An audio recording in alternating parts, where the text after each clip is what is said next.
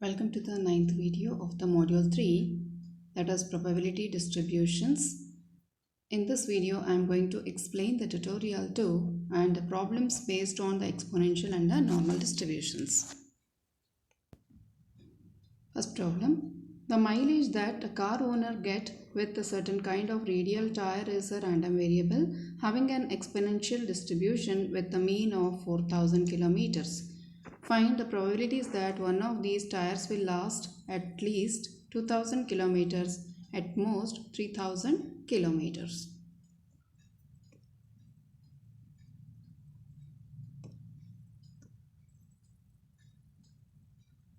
So let x be the random variable which denote the mileage obtained with the tire. Here the mean is given by 4000, therefore lambda is equal to 1 upon 4000, and f of x is given by 1 upon 4000 into e to the power of minus x by 4000, where x is greater than 0. First problem, at least 2000 kilometers. So it is greater or equals to 2000 or greater than 2000. So it is 2000 to infinity f of x dx, that is integral from 2000 to infinity 1 upon 4000 into e power minus x by 4000 into dx. That is 1 by 4000 integral 2000 to infinity e to the power of minus x by 4000 into dx. When on integration we get e to the power of minus x by 4000 divided by minus 1 by 4000, and these two terms gets cancelled. We get e to the power of minus half, that is e to the power of minus infinity is 0, therefore the first term will be 0. The second term will be e to the power of minus 2000 divided by 4000. Cancelling this, we get e to the power of minus half, that is 0.6065.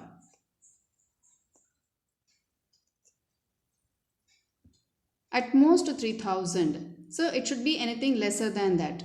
Therefore, 1 minus of p of x greater than 3000 if we take, that is 1 minus of integral from 3000 to infinity f of x dx, where f of x is given by 1 by 4000 into e to the power of minus x by 4000 into dx. By taking the 1 upon 4000 outside, we get integral of e to the power of minus x by 4000, whose integration is e power minus x by 4000 divided by minus 1 by 4000. Cancelling these two terms, we get 1 minus e to the power of minus 3 by 4. That gives us 0.5276. Next problem. In electrical firm manufactures light bulbs that have a life before burnout, that is normally distributed with a mean equal to 800 hours and a standard deviation of 40 hours. Find the probability that a bulb burns more than 834 hours and the probability that the bulb burns between 778 hours to 834 hours. Solution. Given mean is equal to 800 and the standard deviation is equal to 40, and they have asked us to calculate x greater than 834 hours. So let us do the calculation here. And before that, let me explain the normal distribution table. So here the normal distribution table, in this curve, this area under this curve is 1, and this is the middle point, that is 0. To the right side, the total area under the curve will be 0.5. To the left side also, this total area will be 0.5. Now, if anything is more than positive value, supposing here it is a 0.85 if we are getting, you have to calculate above this. Okay, so here 834 minus 800 divided by 40 if we do, it will be 0.85. We get it. That 0.85 is nothing but from 0 to 0.85. How to refer to the table is, here you can see the 0.8 and 0.05 here. Corresponding to that, we have 0.3023. That is what has been written here. Now, why we need to subtract from 0.5 means the tabular value what we have referred as 0.3023 will be from 0 till this point we get it.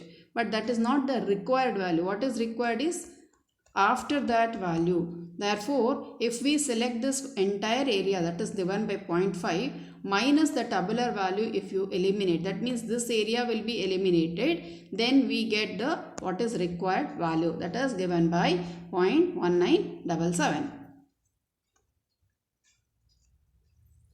Next, it is varying between 778 to 834. So let us calculate what is the value.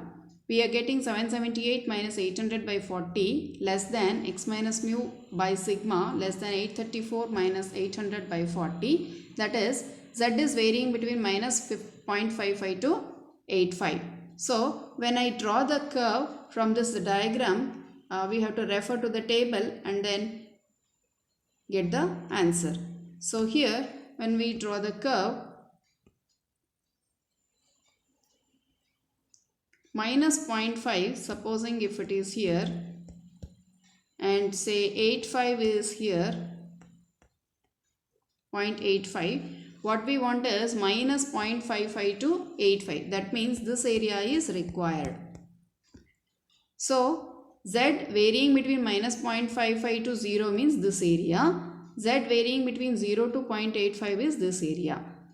Or this is symmetrical to the positive side also. Therefore, we can also write it as z varying between 0 to 0.55. Next, p is varying between 0 to 0.85. We already referred to the 0.85, which value is 0.3023. Similar to that, 0.55 is 0.2088. When we add that, we get the required area under the curve. This is the required area and that value is given by 0.5111. Next problem. The weekly wages of 1000 workmen are normally distributed around a mean of 70 rupees with a standard deviation of 5. Estimate the number of workers whose weekly wages will be between 69 to 72 and less than 69 and more than 72. So we need to calculate that.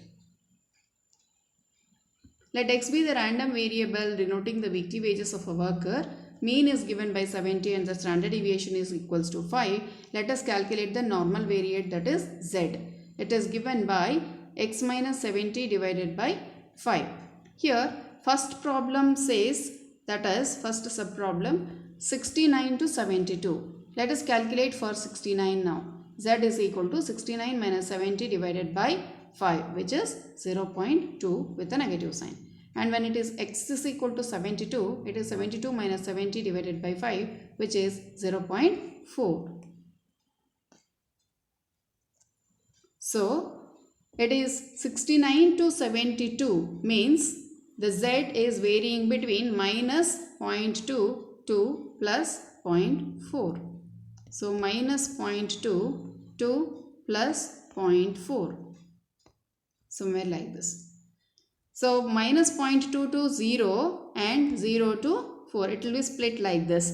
So minus 0.2 to 0 can also be written as 0 to 0.2 because of the symmetry. And when we refer to the table whose value is 0.0793 and the 0.4 value, if we refer from the table, it's given by 0.1554. Then if you add it, we will be getting 0.2347. And out of 1000 workmen, the number of workers whose wages lie between 69 to 72 will be 1000 times of the value what we have got it, that is 2347. So 1000 into 0.2347 if we do, it will be 234.7, which is equivalent to 235 because it is the number of workers. We cannot take it in the decimal values. To find the x lesser than 69, when x is equal to 69, the z value is 69 minus 70 by 5, which was 0.2 with a negative sign.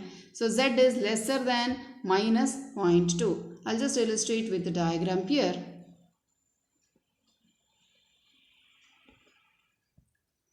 So 0.2 is this, that is minus 0.2. It is greater means this side, lesser means to the left hand side. We wanted this side. Therefore, we can also write it in the positive side. This is similar to that of this one. that is 0.2. So anything greater than a value, if you want to find out, we have to subtract from 0.5 the tabular value of 0.2. The tabular value of 0.2 was 0.0793. So if we subtract from the 0.5, we get 0.4207. Out of 1000 workmen, the number of workers whose wages are less than 69 is 1000 into P of x less than 69. That is 0.4207.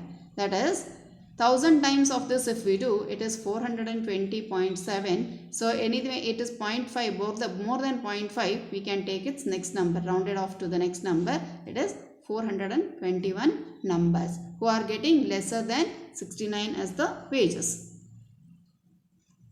Next is to get the wages more than 72. So let us substitute in this formula. It is 72 minus 70 by 5, which is 0.4. So z greater than 0.4. Again, let me illustrate with the table, with the diagram.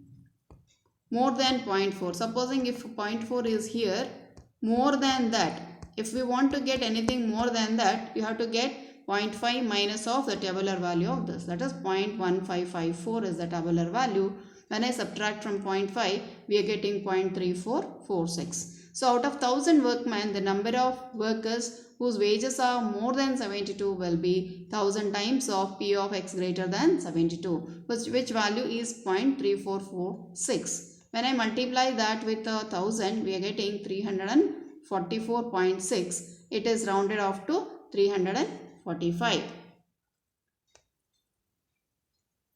Thank you.